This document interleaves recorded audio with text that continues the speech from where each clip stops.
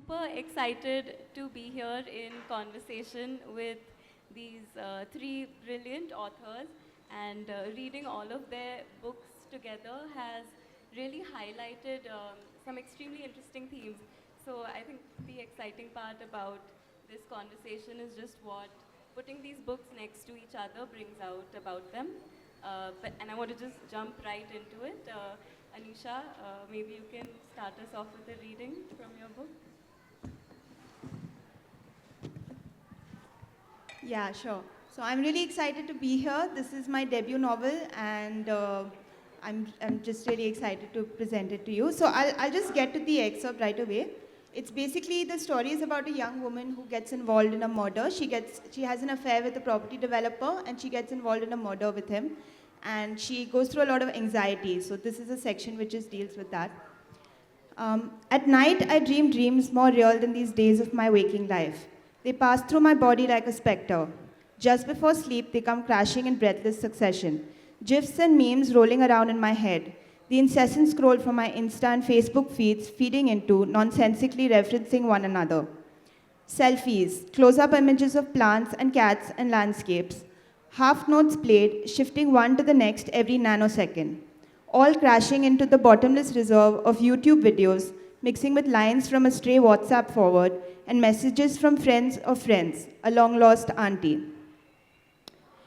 Or dreams of the future, so far ahead, 1,000 millennia from now, when technology and our bodies have merged, are one thing, and there is mass digitization of consciousness.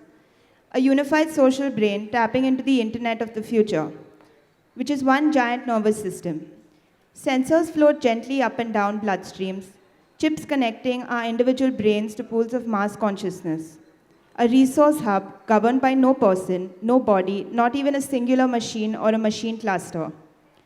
This resource hub gathers and organizes all thought, stray or essential, vague or crucial, to eject linear efficiencies. Human androids cannot yearn or desire here. And so, there are no altercations, no arguments, no violence. Artificial intelligence has made life infinitely cleaner, better. Everything occurs in a manner fated by the machines, ruled by nobody.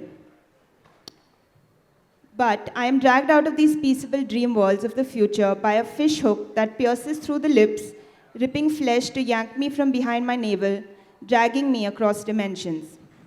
I let out a low gasp and bolt awake. No, not again, I sigh, even as they begin to bombard me. Click, click, click, the pictures again. Hushed children digging the dirt poor.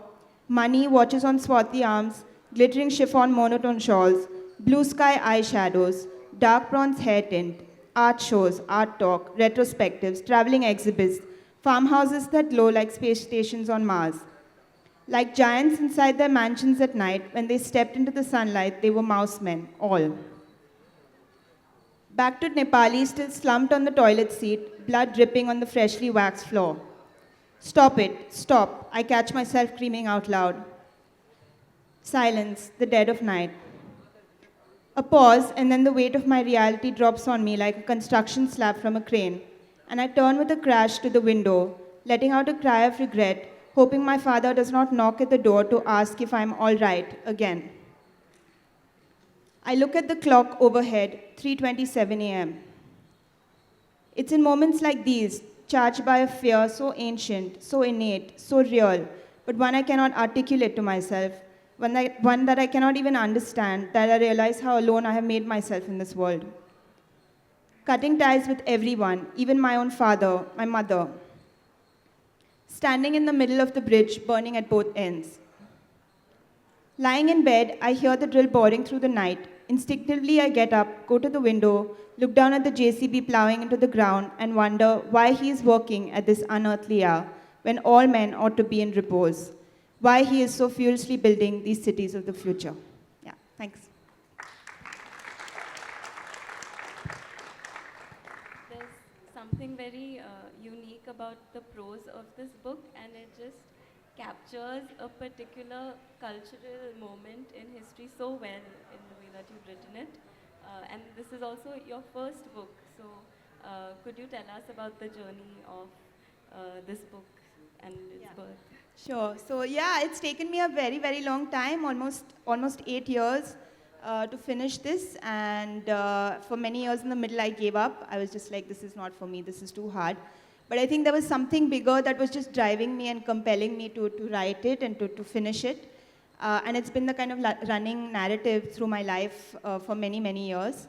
And it's been, yeah, a very angst and anxiety-ridden journey, but also deeply exciting and interesting. So yeah, this is the product. So it works. Yeah.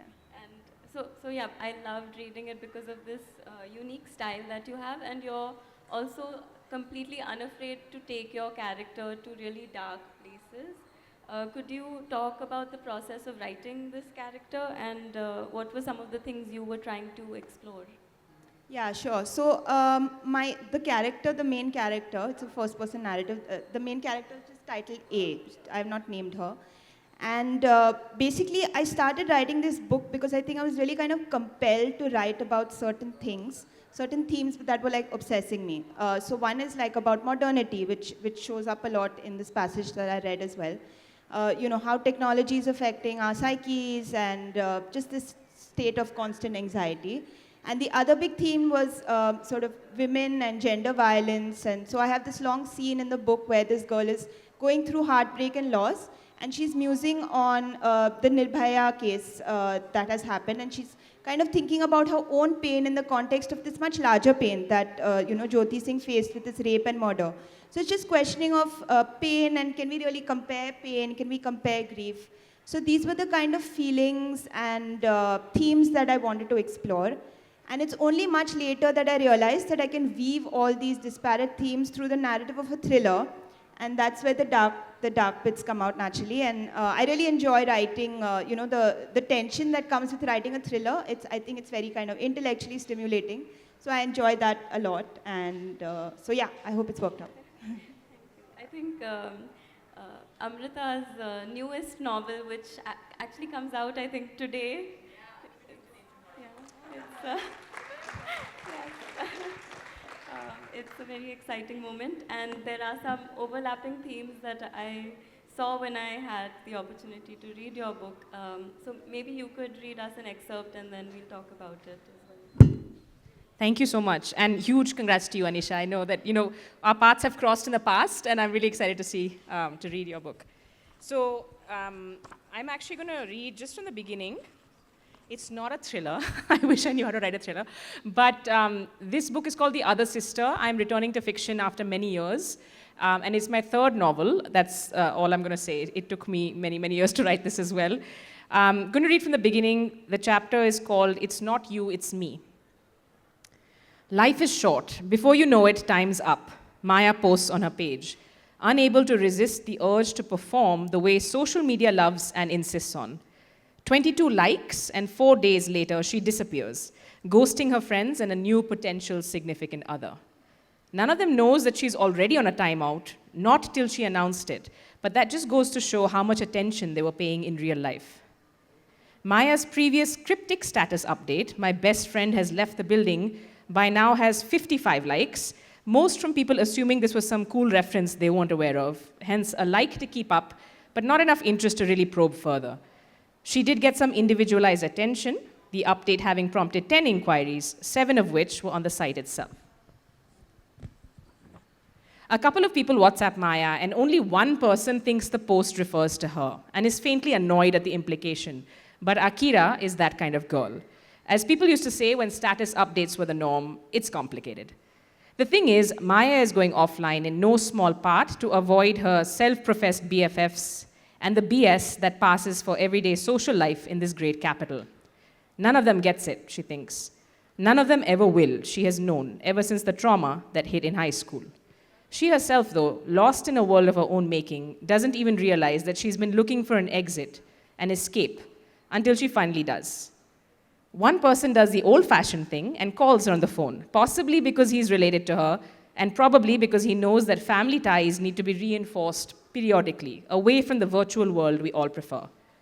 In an unusual, dysfunctional family, there are no winners, but we aren't all losers either. And Maya's brother knows, has always known, that showing up is half the battle won. Thank you. So one of the things that stood out to me while reading both your novels was that, on the one hand, Anisha's character is nameless, like you made a conscious choice to just call her A. And in your novel, we have Maya, who also has multiple other names and multiple other identities. And I was also wondering if you could discuss how her identity is mediated through social media in particular. Yes, thank you so much for that. So, without giving up too much of the story, some of that's built into it. I've always been fascinated by how we actually see ourselves, how we see each other, and how we, kind of perform for each other on social media. And many years ago, my brother was telling me this 3 masks theory, I think this Japanese 3 masks theory, which some of you know, which is, there's a mask we put on for the outside world, there's a mask we have for our loved ones, and there's a third mask we never take off, it seems, not even for ourselves.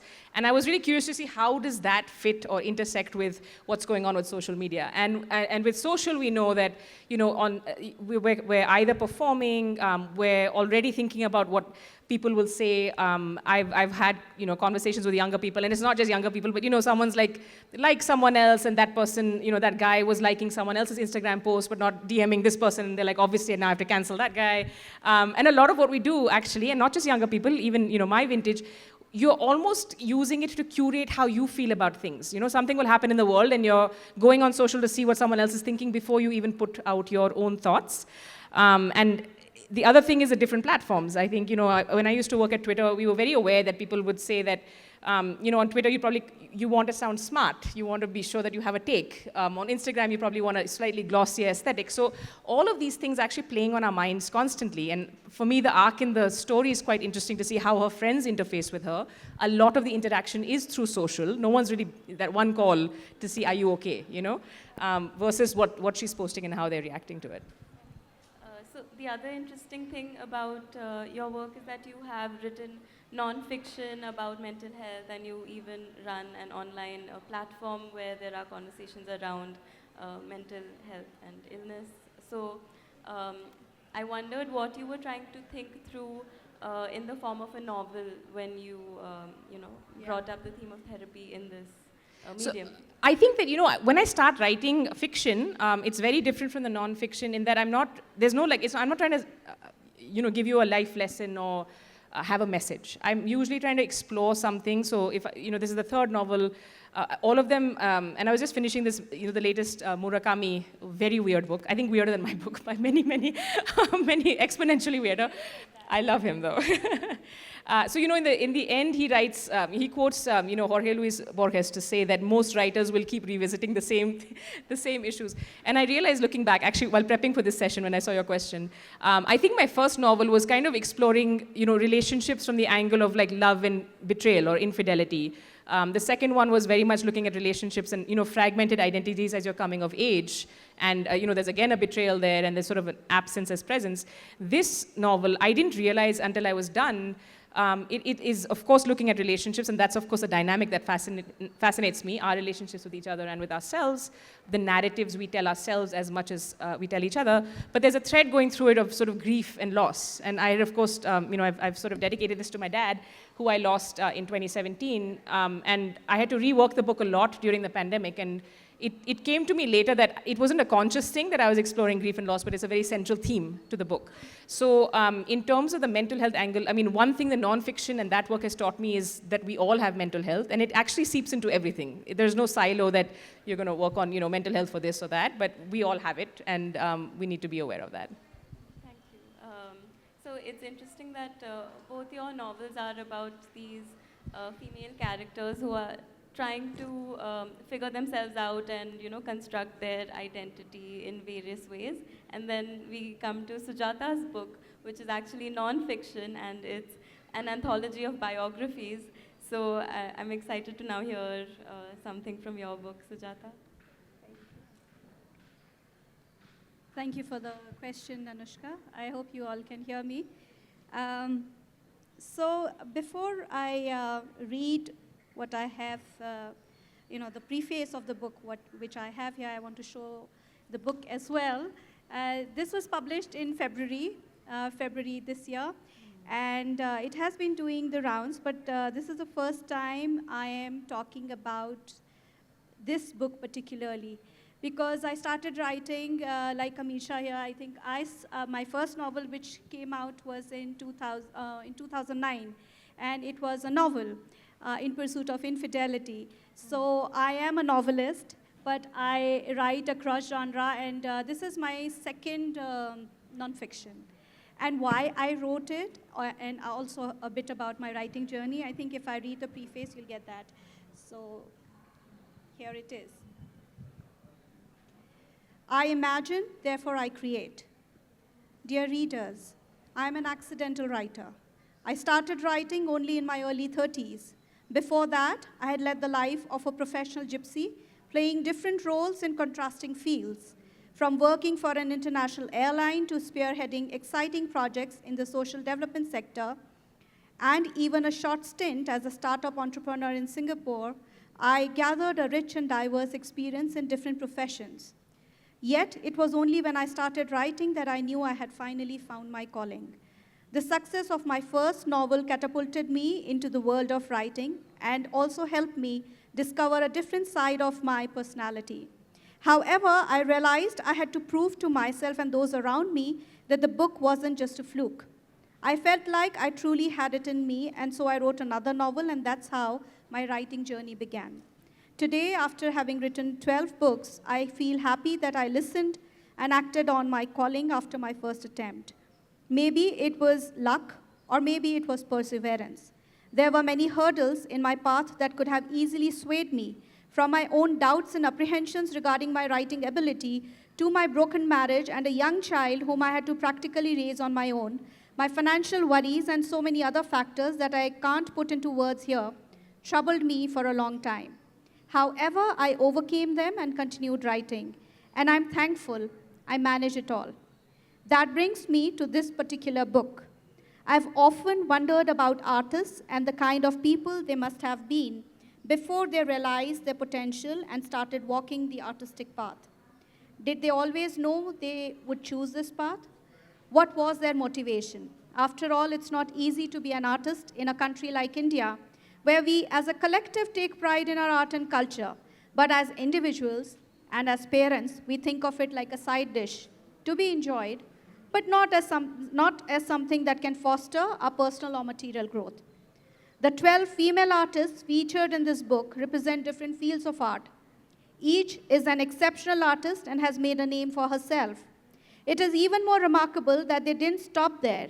Their work and individual effort in positively impacting people and planet show how artists can meaningfully contribute to society. This book is not only an attempt to understand the heart and mind of an artist, specifically those who are female, but it includes showcasing their challenges and achievements, but it also highlights the power of art and how it can successfully achieve a change in mindsets and break old biases without having to resort to force or diplomacy. I'll stop here. Thank you. So I just want to say that I really loved reading the biographies in Sunflowers, and each one is like a little short story. So I thought it was just really amazing how you did that. You brought out the resilience and vulnerability of each of the women that you write about. And I wondered what were some of the challenges of writing biography and how you went about it. I'm glad you asked that question. So I started writing this 2 years back in 2022, and I had, at that time, I had joined WICI, Women Indian Chamber of Commerce and Industry Arts Council, Delhi branch. And I was thinking about what should I write next, and I thought, okay, I've recently joined this organization, and so let me look at some artists, whom I can perhaps interview. And that time, even at that moment, I did not have this thing in my mind that I'm going to write a book on them. I just wanted to engage with artists. And suddenly something happened, and I thought during all this, I decided that why not write a book?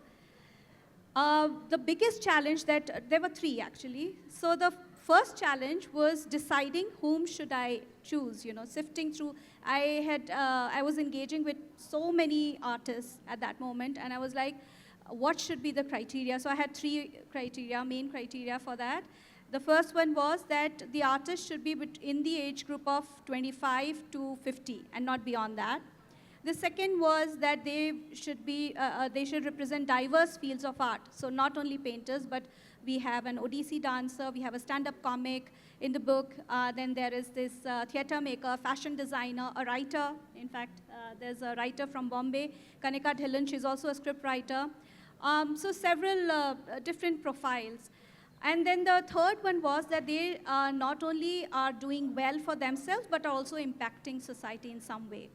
So these were the criteria, and I chose my 12 artists, actually 13. The last one pulled out at the last moment after giving an okay. She said, no, I don't want. And the reason was, and that's also a challenge, because that became a challenge for me, because all of them shared their intimate details with me, their personal details.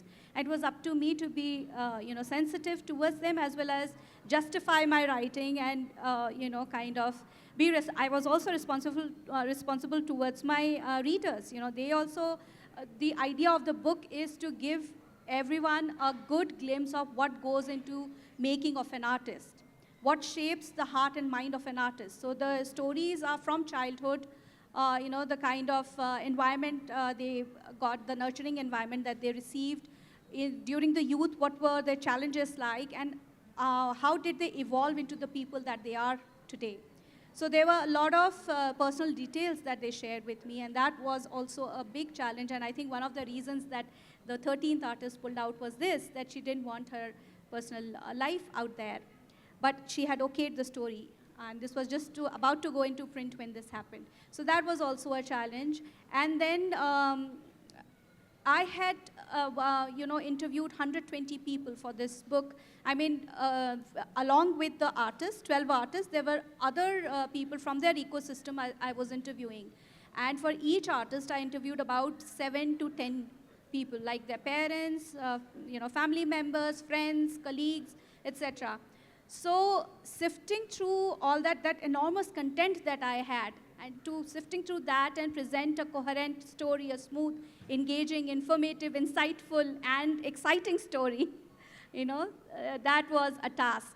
And also there was a lot of back and forth with each artist. So that also was a bit of a challenge.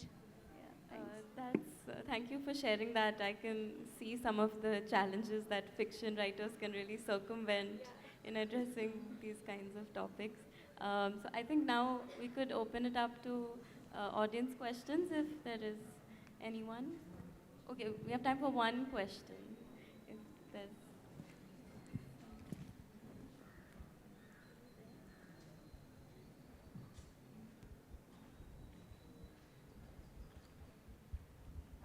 Hi. It's been wonderful listening to the three of you present your views on fiction and non-fiction. So my question is to Amrita about the three-mask concept, which you discussed. I found it very interesting. Could you elaborate a bit more? Yes, very briefly, because we have a red sign saying time's up, and Salil is already waiting for his session.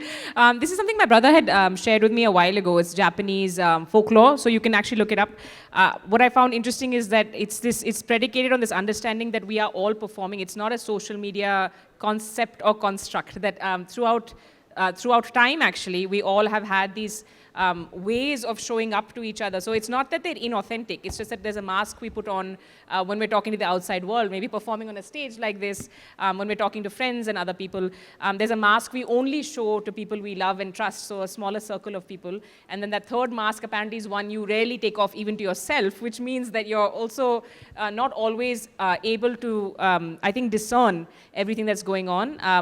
I was interested to see how does this intersect then with social media, because we've started doing it exponentially more now, and then using social media to come back and understand ourselves sometimes, right? If anyone scrolled through their feed and looked at their post and been like, oh, I must have been feeling like this that day, etc. So that's kind of what I was trying to explore with that. Thank you for the question.